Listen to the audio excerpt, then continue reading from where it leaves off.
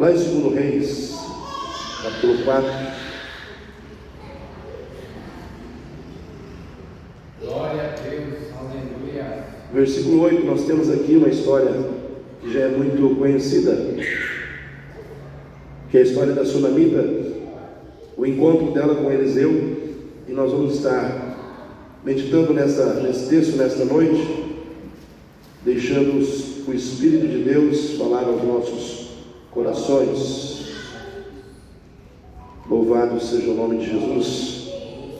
2 Reis, capítulo 4, versículo 8, diz assim: Sucedeu também um dia que, indo Eliseu a Sunem, havia ali uma mulher importante, a qual o reteve para comer pão, e sucedeu que todas as vezes que passava por ali, entrava para comer pão.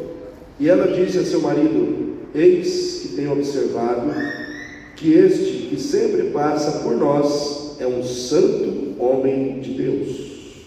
É um santo homem de Deus. Façamos-lhes, pois, um pequeno quarto junto ao muro, e ali lhe ponhamos uma cama, uma mesa, uma cadeira, um candeeiro, e há de ser que, vindo ele a nós, para ali se recolherá. E sucedeu que um dia ele chegou ali e recolheu-se àquele quarto e se deitou. Então disse ao seu servo Geazi: Chama essa Sunamita. E chamando ele, ela se pôs diante dele, porque tinha falado a Geazi: Diz-lhe: Eis que tu nos tem tratado com todo desvelo. Que se há de fazer por ti? Haverá alguma coisa que se fale por ti ao rei, ou ao capitão, ou ao exército? E disse ela: Eu habito no meio do meu povo. Então disse ele: Que há de se fazer por ela? E Geazi disse: Ora, ela não tem filho, seu marido é velho. Por isso disse ele: Chama. E chamando ele, ela a pôs à porta. E ele disse: A este tempo determinado, segundo o tempo da vida, abraçarás um filho. E disse ela: Não, meu senhor, homem de Deus, não mintas a tua serva. E concebeu a mulher e deu à luz um filho no tempo determinado, no ano seguinte, segundo Eliseu lhe dissera. Amém? Irmãos, é tremendo quando a gente vê textos como esse, aonde Deus honra a palavra de um profeta. O profeta disse, tem que se cumprir. E aqui nós temos, irmãos, Eliseu e a Sunamita e a sua casa. É uma história entrelaçada. Essa história, ela entrelaça pessoas de fé, Eliseu como profeta do reino de Israel, e a Sunamita e seu marido como pessoas tementes a Deus e desejosas de servir a Deus. E aqui, irmãos, eu fico pensando nessa situação que nos mostra, que nos revela que pessoas de fé fazem a diferença. Fala para o seu irmão, pessoas de fé fazem a diferença. Nós começamos falando sobre a fé, começamos falando sobre a importância da fé, e nós encontramos aqui na Bíblia agora pessoas de fé. Pessoas de fé fazem a diferença.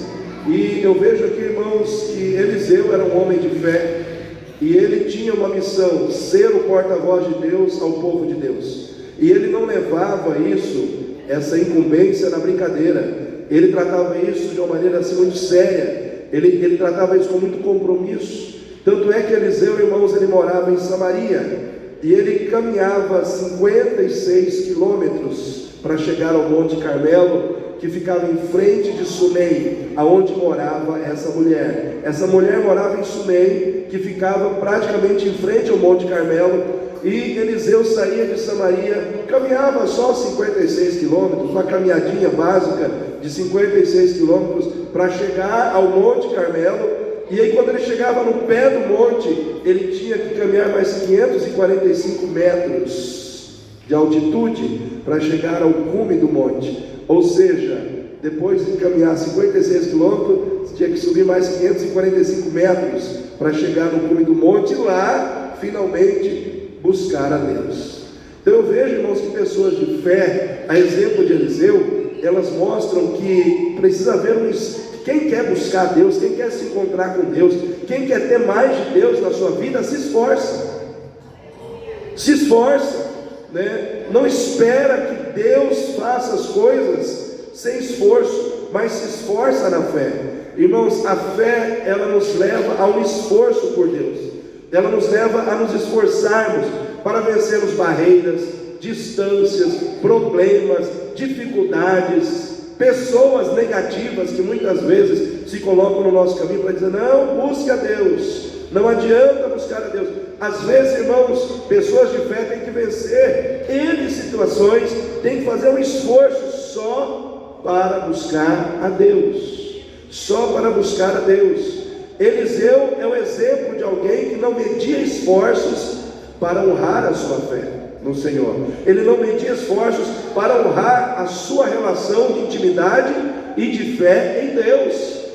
Era como se ele dissesse: Senhor, se é necessário caminhar 56 quilômetros para estar contigo, eu caminharei. Se é necessário subir um monte de 545 metros para estar na tua presença, assim eu subirei, mas da tua presença eu não abro mão de estar contigo, de receber a porção da tua glória, de receber a manifestação do teu poder, de me encher do teu Santo Espírito para poder servir. Eu não abro mão, Senhor. Qual é o esforço que você tem feito para que Deus esteja mais perto de você e para que você esteja mais perto de Deus? Porque o esforço que eles estavam fazendo era para estar mais perto de Deus. E eu vou dizer uma coisa para você, querido: se a gente não se esforçar, o mundo nos tira da presença de Deus. Hoje só consegue estar na presença de Deus quem se esforça. Só consegue estar diante de Deus quem se esforça para vencer situações, para vencer barreiras, para vencer impedimentos, para vencer a si mesmo. Porque muitas vezes, irmãos, nós temos que vencer a nós mesmos, porque muitas vezes nós ficamos preguiçosos, sim ou não? Muitas vezes nós ficamos desanimados, muitas vezes nós ficamos incrédulos, muitas vezes nós ficamos frios. Quem aqui já ficou frio na fé em algum momento? Eu não tenho vergonha de levantar a mão, não, irmãos. Não é porque eu estou aqui pregando que eu estou sempre no fogo, estou sempre... Não, irmãos, às vezes eu também esfrio na fé, mas mesmo frio na fé eu não paro de buscar a Deus. Senhor, eu estou frio, mas estou aqui.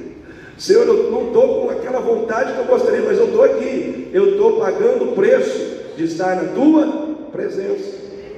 Eu vejo que toda pessoa de fé, ela precisa ter um monte, aonde ali ela se apresenta diante de Deus, aonde ela entrega a Deus os seus traumas, aonde ela entrega a Deus as suas dores, aonde ela entrega a Deus as suas decepções, aonde ela entrega a Deus, irmãos, vamos dizer assim, os seus dilemas, as suas crises pessoais, porque muitas vezes eu e você temos crises, temos dilemas, temos decepções na vida, com pessoas, com circunstâncias que não deram certo. E quando a gente espera algo, a gente investe em uma situação, ou investe num relacionamento, ou investe em algo, e aquilo não dá certo, e a gente se frustra, vem a tristeza, vem o desânimo. Irmãos, parece que o brilho das coisas some da nossa vida.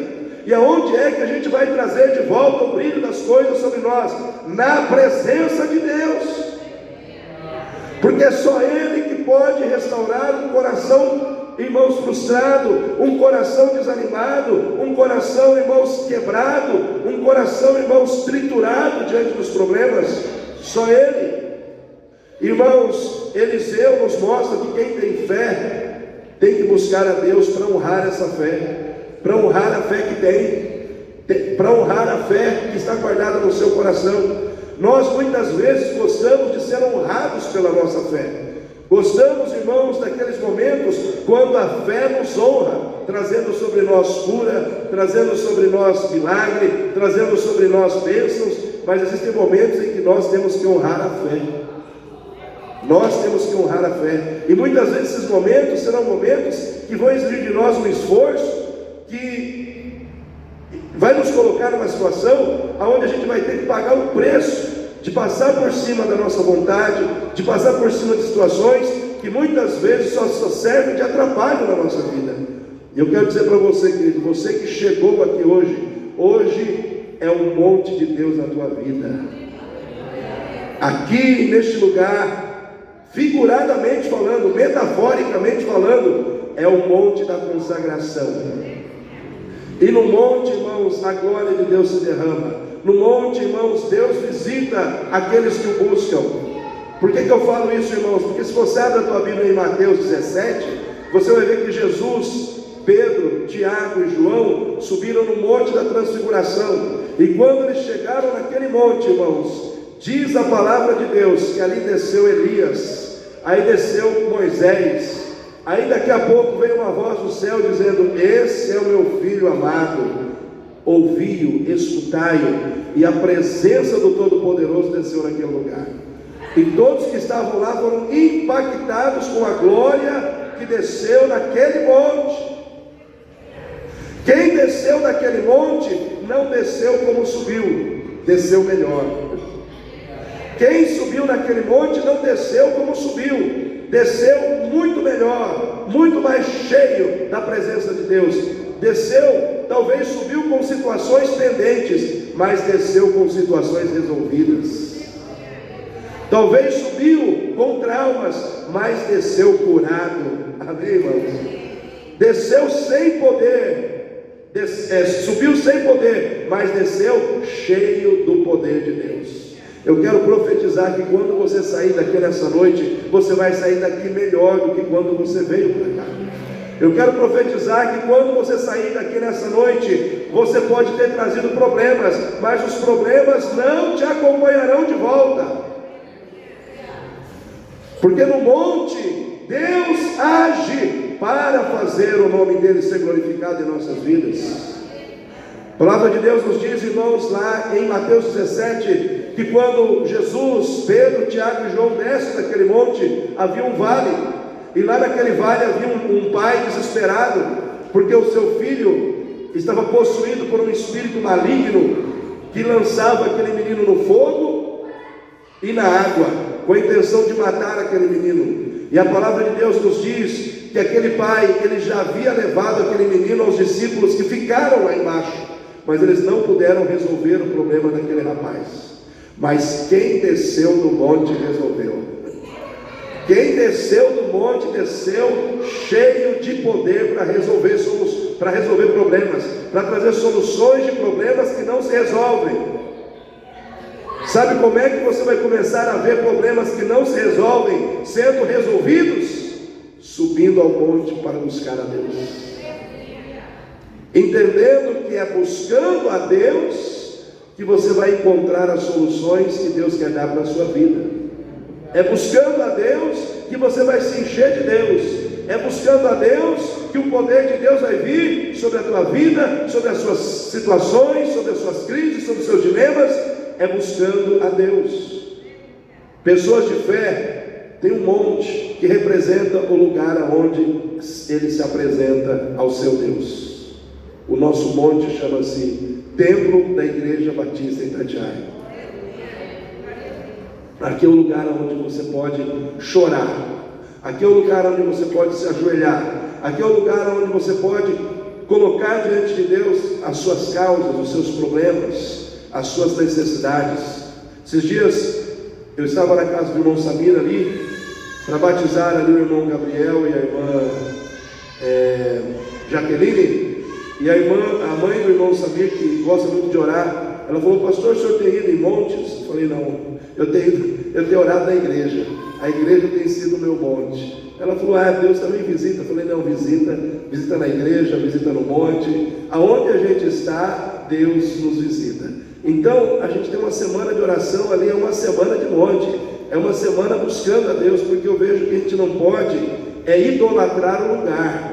A gente tem que entender, não, Deus só vai descer se for aqui. Não, Deus só vai agir se for neste lugar. Deus age onde Ele quiser. Deus faz quando Ele quer. Deus opera onde Ele é buscado. Deus opera onde Ele é clamado. Não importa se é dentro de uma igreja, se é fora, se é debaixo de um pé de árvore, se é no mato.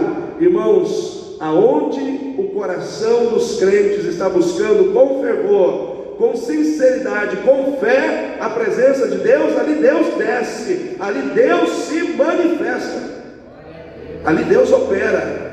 Se você tem um coração para buscar a Deus assim, neste lugar, Deus desce aqui, Deus move neste lugar. Irmãos, nós precisamos entender que existe um esforço que nós precisamos fazer. Pessoas de fé se esforçam para buscar a Deus. E Elias, 56 quilômetros, ele ia, chegava lá, buscava a Deus, e ele voltava 56 quilômetros. E o que aconteceu? A sunamita que morava ali próximo, ela observava os passos de Elias, ela observava a vida de Elias, ela observava o temor que estava no coração de Elias, ela observava o compromisso que estava no coração de Elias para com o seu Deus, ela observava a fé de Elias, ela observava os passos de Elias, ela observava o testemunho de Elias. E eu quero dizer para você, querido, tem gente observando você nesse tempo. Tem gente que olha para você, para ver se o que você prega, para ver se aquilo que você diz sobre Deus é verdade. Eu lembro, irmãos, de um pastor norte-americano que veio aqui em Campo Grande certa vez, porque lá nos Estados Unidos, a Igreja Batista lá nos Estados Unidos, esse pastor era de uma igreja lá, e ele tinha sob o comando dele uma quantidade muito grande de jovens, assim, eu não sei se era 5, 6 mil jovens, era muita gente. Então ele veio dar uma palestra aqui em Campo Grande sobre como lidar com os jovens, e dentro dessa ministração ele falou que algo que chamou muito a atenção dele foi a experiência que ele teve com o seu avô, porque Deus deu a ele a condição de ministrar para muitos jovens, mas ele ministrava para o seu avô, e seu avô não se convertia, e passou-se tempo, passou-se 1 ano, 2 anos, 5 anos, 10 anos, 15 anos, e o avô dele não se convertia, até que chegou um dia que o avô dele aceitou Jesus, depois de mais ou menos 15 anos. Aí ele falou assim: vô, estou feliz demais que o senhor tenha aceitado Jesus. Ele falou: não, Jesus é a pessoa que eu precisava na minha vida, Ele é tudo na minha vida, Jesus é tudo para mim e tal. Ele falou: eu fico feliz demais, vô, que o senhor aceitou Jesus, mas não poderia ter sido antes. Faz mais de 15 anos que eu estou pregando o Evangelho do Senhor. Por que o senhor não se converteu já lá atrás, para o senhor começar a viver isso muito mais antes, com muito mais antecedência, essa alegria que o senhor está vivendo hoje? O senhor poderia estar vivendo ela lá atrás já. Ele falou assim: não, meu filho, é porque nesses 15 anos eu estava observando a sua vida, para ver se o que você estava vivendo era de verdade. Você vê como é que é, irmãos? Às vezes a gente está achando que a gente só está pregando com as palavras, mas a gente está pregando com aquilo que a gente vive, com as nossas atitudes. E pessoas de fé, elas não têm medo de serem observadas por aqueles que estão à sua volta, né? O apóstolo Pedro e o apóstolo Paulo, eles estavam indo lá no livro de Atos, capítulo 3, a hora nona, para buscar a Deus em oração no templo, e eles chegam ali, e ali está um paralítico, desde nascença. Aquele homem estava ali 40 anos, não era 40 dias, 40 anos, paralítico, coxo, à porta do templo pedindo esmolas. E quando Pedro e João chegam diante daquele homem, aquele homem pede uma esmola, e Pedro diz para ele: olha, eu acho interessante isso, irmãos, ele diz: olha para nós, olha para nós. Naquele momento, Pedro chamou a atenção daquele homem, para que o olhar dele fosse colocado sobre as suas vidas. Ele diz: olha para nós, eu não tenho prata e nem ouro, mas aquilo que eu tenho, isso eu te dou. Em nome de Jesus Cristo, o Nazareno, levanta e anda. E aquele homem andou. Ele não só andou, ele saltou, ele pulou, e ele entrou saltando no templo, glorificando a Deus e louvando ao Senhor, porque ele viveu 40 anos coxo, mas agora ele encontrou alguém que levantou ele do chão e deu poder para ele caminhar novamente. Para ele caminhar novamente, não, para ele caminhar algo que ele nunca tinha experimentado antes, para viver algo que ele nunca viveu antes, pelo poder que há em Cristo Jesus. Irmãos, mas Pedro disse: olha para nós. Irmãos, as pessoas precisam olhar para nós e ver que em nós existe um Cristo vivo. As pessoas precisam olhar para nós e ver que em nós existe um servo de Deus. Amém, irmãos? Aquela mulher disse: para o seu marido: eu observo a vida desse homem e vejo que ele é um servo de Deus. As pessoas precisam olhar para nós sem que a gente fale nada. Você não precisa se apresentar, você não precisa falar que você é da igreja A, B. As pessoas precisam olhar para você e dizer: eis que vejo pelo caminhar daquela pessoa, pelo caminhar daquele irmão, pelo caminhar daquela mulher, que ali está um servo, ali está uma serva do Deus Altíssimo. Pessoas de fé, elas pregam a fé pelo que elas vivem, pelo seu testemunho, pelas suas atitudes. Pessoas de fé, aleluia, olha só, essa minha neta aqui vale ouro. Só que, irmãos, eu estou rouco, a água está gelada. Eu vou deixar um pouquinho aqui, porque senão eu não sei se eu chego até o fim aqui, né? Essas gripes aí tão estranhas demais, né? Pessoas de fé, irmãos, tem um monte que representa o lugar onde ela se apresenta diante de Deus, amém? Você tem se apresentado diante do seu Deus? Você tem estado na presença dEle? Você tem ouvido a voz dEle? Você tem deixado Ele trabalhar no seu coração? Ali Deus vai mover na sua vida, em nome de Jesus, amém, queridos? Como eu disse, o seu monte de adoração é o lugar da revelação da glória de Deus sobre a tua vida. Deus está manifestando glória sobre você nessa noite. Deus está manifestando poder sobre a sua vida nessa noite. Deus está colocando a palavra dele no seu coração nessa noite. Portanto, tudo pode acontecer em seu favor nesta noite, aleluia, em nome de Jesus. Pessoas de fé pregam por aquilo que vivem acerca da sua fé. Pelo nosso andar, pelo nosso caminhar, por aquilo que fazemos, nós pregamos ao mundo que somos de Deus. Pessoas de fé são observadores, mas não se conformam apenas em observar, elas querem participar da obra de Deus, amém? A palavra de Deus diz que aquela mulher estava observando, sim ou não, irmãos? Ela estava observando a vida de Eliseu, estava observando o testemunho de Eliseu, o caminhar de Eliseu. Ela estava olhando, ela estava observando, mas ela não permitiu que a sua participação naquela situação fosse só observar. Ela decidiu ajudar, ela decidiu fazer algo que pudesse de alguma forma minimizar o cansaço daquele servo. Ela resolveu agir para que o trabalho que Eliseu estava fazendo pudesse ficar mais,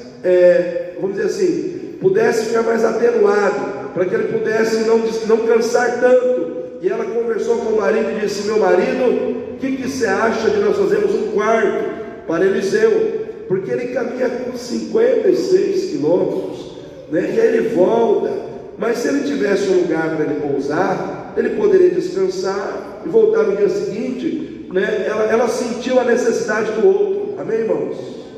Ela sentiu a dor do outro, ela sentiu, irmãos, o cansaço do outro. Pessoas de fé, elas sentem a dor do outro. Pessoas de fé, elas sentem a necessidade do outro. Pessoas de fé, elas conseguem perceber o problema do outro, e elas se dispõem por amor e por fé a fazer algo para que aquele problema possa ser resolvido. Pessoas de fé não querem apenas observar, mas elas querem participar daquilo que o outro está fazendo, para que tudo possa acontecer da melhor maneira possível. Irmãos, ela observou e ela agiu para que as coisas melhorassem em relação à obra de Deus na vida de Eliseu. E muitas vezes dentro da igreja nós temos pessoas que estão apenas observando. Tem pessoas que observam os irmãos que cantam, tem pessoas que observam os irmãos que ensinam na escola bíblica, tem pessoas que observam os irmãos que cozinham lá na cozinha da igreja, tem pessoas que observam os irmãos que estão trabalhando com crianças, tem pessoas que observam os outros que estão trabalhando, mas apenas observam. Quem observa e não faz nada, está apenas fazendo volume, mas quem observa e faz alguma coisa, está fazendo diferença, amém? Está fazendo a diferença. A minha pergunta para você aqui nessa noite: você quer só fazer volume ou você quer fazer a diferença? Quem quer fazer a diferença aí, irmão? Então você não pode ser só um observador. Você não pode só ser a pessoa que está observando. Você tem que ser a pessoa que está observando para agir, para fazer junto com o outro, irmãos. Porque assim como aquela mulher observou a dificuldade de Eliseu e se solidarizou com Eliseu e começou a agir para ajudar Eliseu, Eliseu, depois que foi ajudado, começou a observar a vida da mulher também, sim ou não? Ele falou assim: eu quero saber o que essa mulher precisa, o que ela necessita, qual é a necessidade dessa mulher. E aí chamaram a mulher. Eliseu mandou chamar a mulher e falou: mulher, o que é que você precisa? Ela falou, é interessante que ela disse: eu estou vivendo no meio do meu povo. Tipo assim, não preciso de nada. Ela simplesmente chegou ali e disse: eu não preciso de nada, estou tranquila. Só que o coração de Eliseu não se conformou com aquela resposta. Havia um interesse no coração dele de fazer algo por ela. E eu vejo, irmãos, que aqui Deus, Ele aproxima pessoas, Ele une pessoas, para que mutuamente essas pessoas possam levar a bênção dele sobre a vida uma da outra. Ou seja, existia uma bênção que estava na vida da Sunamita, que era para ser liberada sobre a vida de Eliseu, mas também tinha uma bênção sobre a vida de Eliseu, que era para ser liberada sobre a vida da Sunamita. Sabe o que eu quero dizer para você aqui nessa noite? Que pode existir uma bênção na sua vida, que é para ser liberada sobre a vida do outro irmão que está do seu lado aqui. Que existe uma bênção na minha vida, que é para ser liberada sobre a sua vida nessa noite. À medida que nós nos aproximamos, à medida que nós nos preocupamos com as necessidades uns dos outros, Deus começa a agir para que algo que está em nós, que Ele colocou na nossa posse, na nossa mão, possa ser usado para abençoar o outro, possa ser usado para levar a bênção dele para o outro. Pessoas de fé, elas entendem que Deus coloca pessoas no nosso caminho para que a gente possa abençoar um ao outro com aquilo que Ele tem nos dado. Você pode ser abençoado por alguém, amém? Fala para o seu irmão aí: Deus pode ter colocado uma pessoa do seu lado para te abençoar. Essa pessoa pode ser eu, pode ser você, pode ser você, que Deus colocou do lado dessa pessoa para abençoar, como também Deus colocou essa pessoa para te abençoar. Irmãos, o bom do povo de Deus é que nós somos o povo da bênção. Tem bênção aqui, tem bênção aí, amém? Tem bênção sobre as nossas vidas. O que prevalece na nossa vida é bênção. Tem problema também. Tem luta, tem aflição, tem dificuldade, tem momento de sofrimento, tem. Irmãos, tem luta, tem momento de sofrimento. Quem fala que crente não sofre é mentira. Crente sofre, crente passa por luta, crente passa por decepção, crente passa por humilhação, mas acima de tudo, o que prevalece no final é a bênção de Deus. É a bênção, irmão, porque a bênção prevalece. A bênção prevalece na sua vida, a bênção prevalece na minha. Na vida daquela mulher tinha luta, na vida de Eliseu tinha luta, mas no final o que ficou destacado foi a bênção. A bênção que foi liberada à medida que eles começaram a caminhar juntos, à medida que eles começaram a se aproximar. Irmãos, nós temos que nos aproximar mais uns dos outros, para que Deus possa usar as nossas vidas para abençoar mais uns aos outros, para abençoar mais uns aos outros. Pessoas de fé se unem para se abençoar mutuamente. E é isso que nós estamos fazendo aqui nessa noite. A sua presença neste lugar, irmãos, determina a bênção de Deus neste lugar, amém? Pessoas de fé, elas não vivem só de receber, elas também passam por perdas. Elas passam por dor, mas elas não perdem o seu compromisso e a sua confiança em Deus. Aquela mulher recebeu um filho, né? Eliseu, irmãos, viu que ela não tinha filhos, O seu marido já era velho, ou seja, tudo indicava que não ia haver filho, se não houvesse uma ação sobrenatural de Deus ali naquele lar. Porque as circunstâncias, pelas circunstâncias naturais da vida, aquela mulher não poderia ser mãe mais. Marido velho, talvez já não conseguia mais ter condição de gerar um filho com ela, mas Deus começou a trabalhar para que aquilo que não podia, pudesse acontecer. Eu quero dizer para você, querido, às vezes aquilo que as pessoas dizem que não pode, na sua vida, na sua casa, Deus está dizendo que Ele vai fazer acontecer, que Ele é poderoso para fazer acontecer. Não é porque o mundo diz que não pode, não é porque a circunstância diz que não pode, não é porque, irmãos, a lógica diz que não pode. Pela fé, tudo é possível em Deus. Pela fé, tudo se torna possível.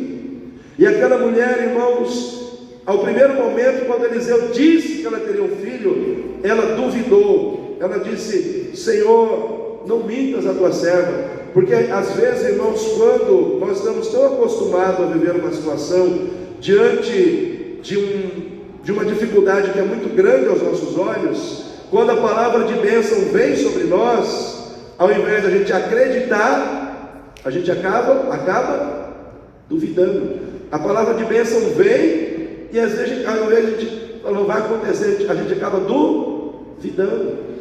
E foi isso que aconteceu com aquela mulher. Mas o fato é que a dúvida que estava no seu coração não impediu Deus de fazer a promessa se cumprir. Porque foi lançada uma palavra, uma promessa de Deus sobre aquela mulher. E eu quero dizer para você, nessa noite, eu não sei qual é o tamanho do seu problema, eu não sei qual é o tamanho da dificuldade que você tem enfrentado, mas se Deus liberou uma palavra de bênção na sua vida, ela vai se cumprir em nome de Jesus. Não importa o tamanho do problema, não importa o tamanho da dificuldade, Deus é poderoso para fazer acontecer o que Ele disse que vai fazer. E aquela mulher recebe aquele filho, fica feliz, aquele filho cresce. Ou seja, no primeiro momento ela recebeu, o filho cresceu, se desenvolveu, mas houve um momento que aquele menino estava no campo, ele sentiu uma forte dor de cabeça, e ele disse: ai, minha cabeça. Ele caiu e foi dado como morto, e foi levado aquele menino para dentro da casa daquela mulher. Ou seja, houve um momento em que ela recebeu, mas também houve um momento em que ela perdeu. Só que mesmo ela passando por aquele momento de aparente perda, de dor, de sofrimento, ela disse: está doendo, está difícil, estou passando pela perda, mas o meu compromisso com Deus e a minha fé em Deus estão em pé. Estou passando pela dor, estou passando pela perda, está difícil, mas a minha confiança no Senhor ainda está em pé. E por que eu posso dizer para os irmãos que aquela mulher estava com a sua confiança em pé apesar daquela perda? Porque ela pegou o filho morto e levou para o quarto.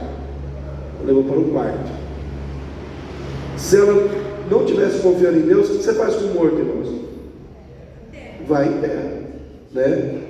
Você vai em terra, não vai acontecer mais nada. Então, vamos fazer um buraco e vamos enterrar. O que ela pegou? Ela pegou aquele filho morto e levou para o quarto. Não se leva o morto para o quarto. Aí depois ela encilhou o cavalo e ela foi atrás de quem? Do profeta. Em outras palavras, ela estava dizendo: apesar da perda parecer ser irreversível, Deus ainda pode mudar tudo. Deus ainda é Deus. Deus pode fazer as coisas mudarem. Deus ainda pode fazer as coisas ficarem diferentes. E quando o seu marido vê ela encilhando o cavalo para sair em busca do profeta, ele chega e diz: como você está? Ela diz: tudo vai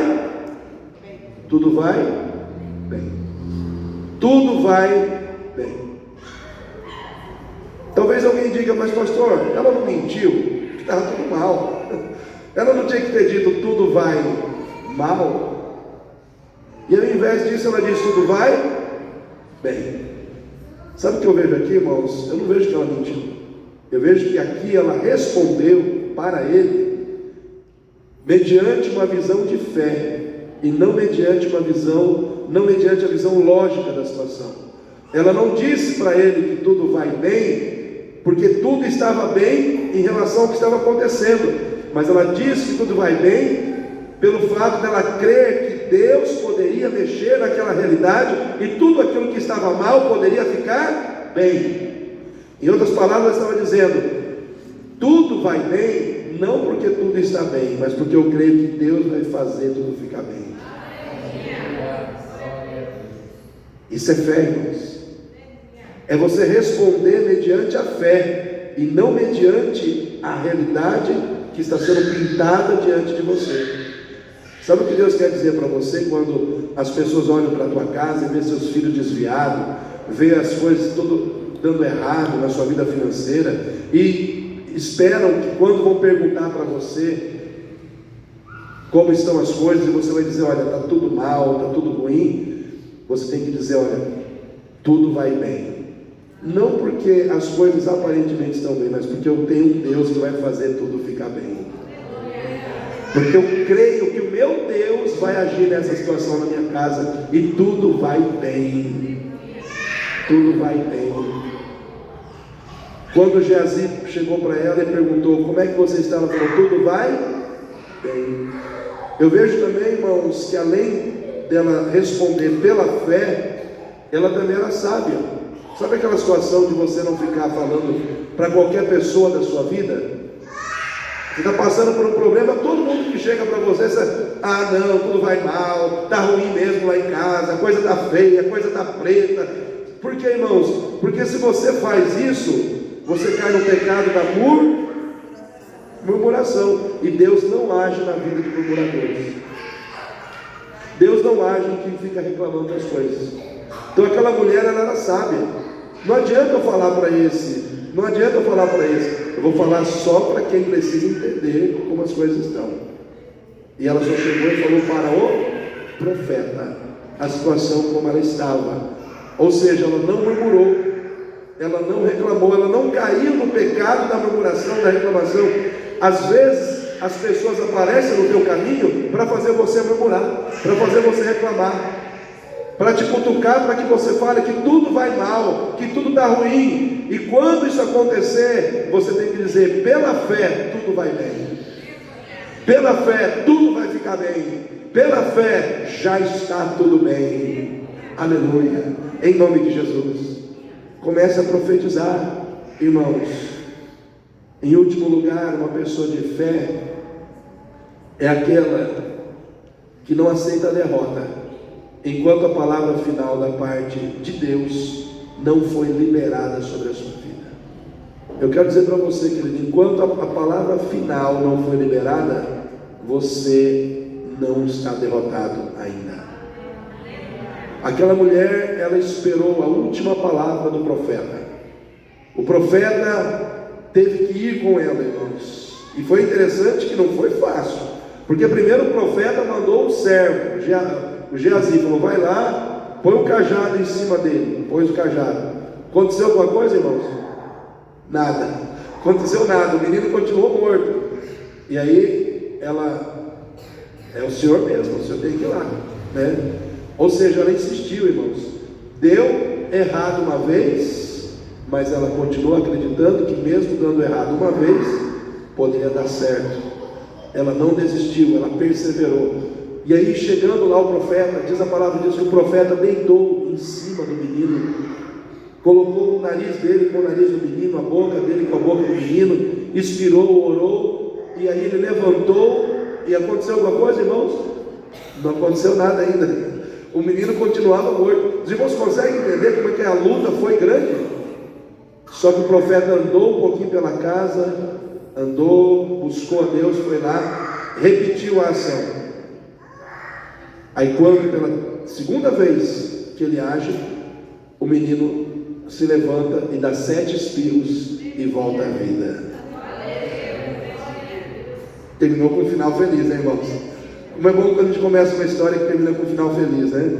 Eu detesto aqueles filmes que você começa assistindo, aí você fica lá preso no filme, acontece isso, aquilo outro, no final o mocinho morre. Você parece que você perdeu 2 horas da sua vida num negócio que, né, só trouxe desgosto, né? Porque você assistiu, ficou lá esperando um final feliz e o final foi triste.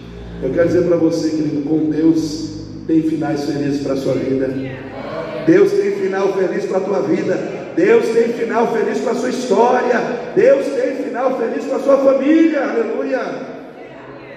Nesta noite, tome posse dessa palavra no seu coração, porque você é uma pessoa de fé. Deus tem te levantado para viver coisas grandes com Ele. Deus tem te levantado nesse tempo para você experimentar mais da glória dEle, do poder dEle, do milagre dEle na sua vida. É tempo de glorificar a Deus pelo que Ele faz. Aleluia.